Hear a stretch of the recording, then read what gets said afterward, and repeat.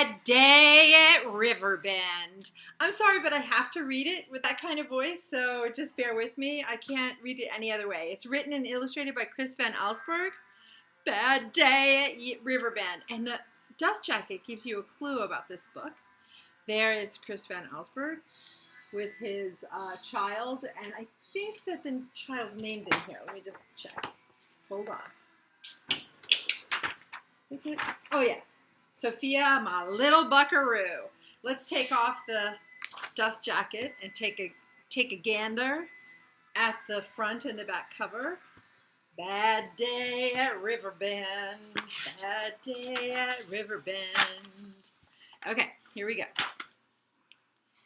Riverbend was a quiet little town, just a couple dozen buildings alongside a dusty road that led nowhere.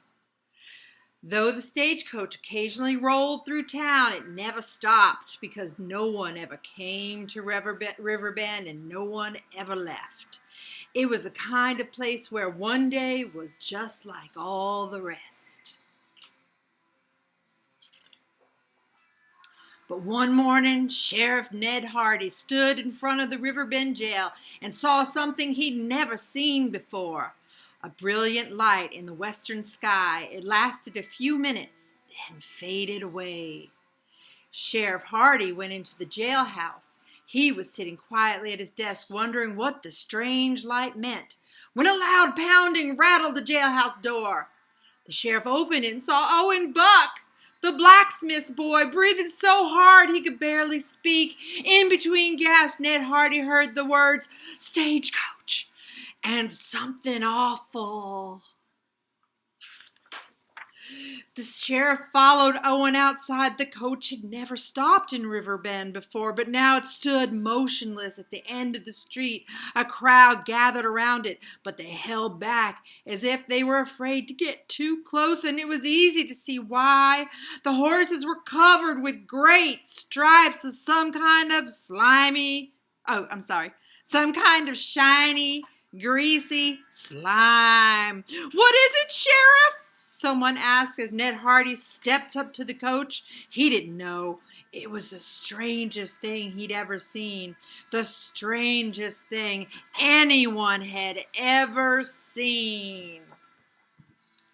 The horses were nervous and breathing hard. They looked terrible. Their smooth white coats were scarred with the strange stuff that hung from them, and loopy ropes are stuck out like stiff wire.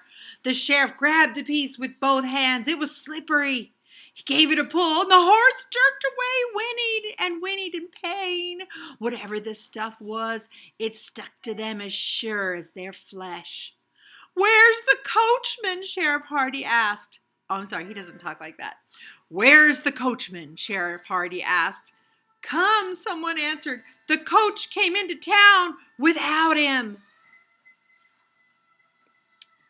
Ned Hardy wasn't sure what to do. He scratched his head. "Well," he finally said, "guess I'll go look for him." The sheriff rode out of town, followed the wagon's trail west. Before long, he stopped his horse. The ground was covered with the same marks that were on the horses. Whatever happened must have happened here. He didn't see any sign of the driver, but he heard a muffled sound. Ned Hardy got off his horse and discovered the coachman sitting on the ground behind a rock.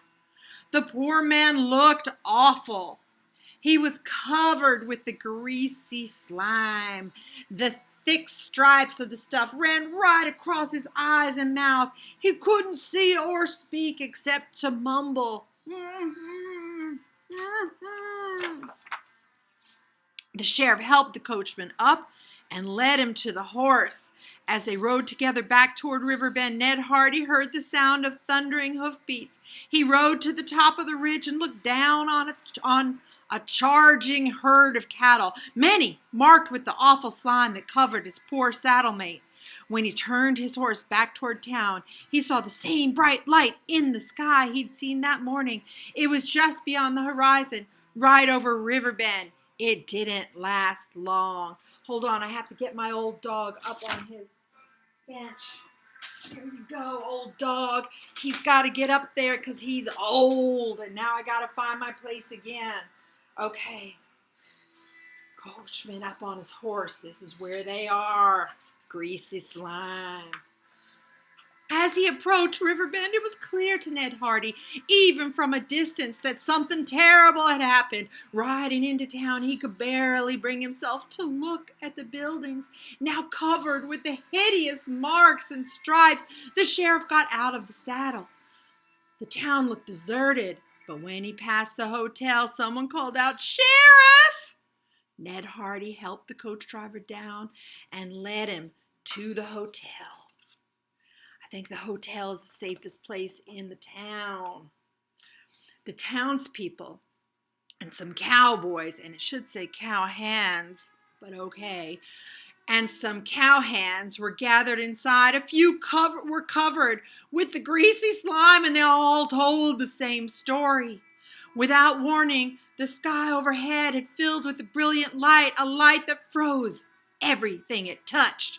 Herds of cattle, even birds in the sky, and it was blinding.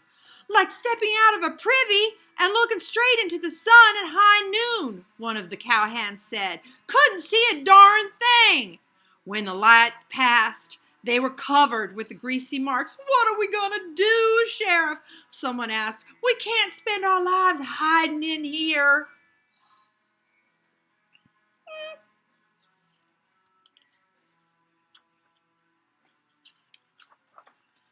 No, said Ned Hardy.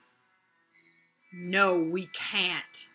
And he walked outside and stood in front of the hotel. His bravery inspired the others, and they joined him there. They looked at their poor town. Pretty little Riverbend was now too ugly for words. Look, someone shouted, pointing at the sky above the hills just out of town. A mysterious light appeared. Some people ran back inside the hotel, but Ned Hardy just stared at the strange light without blinking an eye. Whatever evil thing has done this is out there in those hills, he said, pointing in the direction of the light. I aim to ride out there and put an end to it. The sheriff left town with a posse of well-armed men. They followed the trail of light. It wasn't hard to tell where it had been. The greasy streaks were everywhere. The men, and maybe women, the men even saw them floating in the sky, but the light they sought always appeared just beyond the horizon. The horizon's way back. Keep riding. Then, hold on a second because I'll show you the picture second. Then they saw the mysterious light shine brightly just over the next hill. The men crawled up the hill, but the light faded away as they peeked over the top. Looking down, the brave cowhands saw something that made them gasp. There was a man standing perfectly still at the bottom of the hill. He was as tall as a cottonwood tree and as skinny as a broomstick, and he looked like he was made entirely of the greasy stuff that now covered the countryside. Let me show you the picture. What?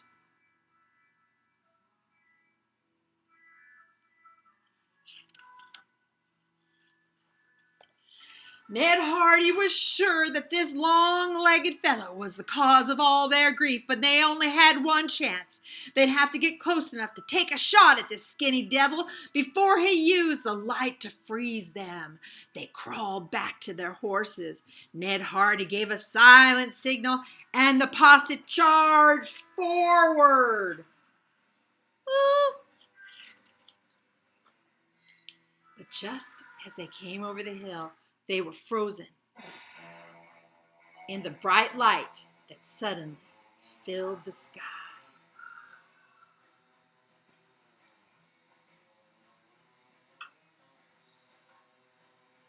What is it? What is the bright light that fills that sky? Every time you open and close a book, the light comes in and it freezes them. And now let's go look for a hint. on the back of the dust jacket again. What is causing that greasy slime?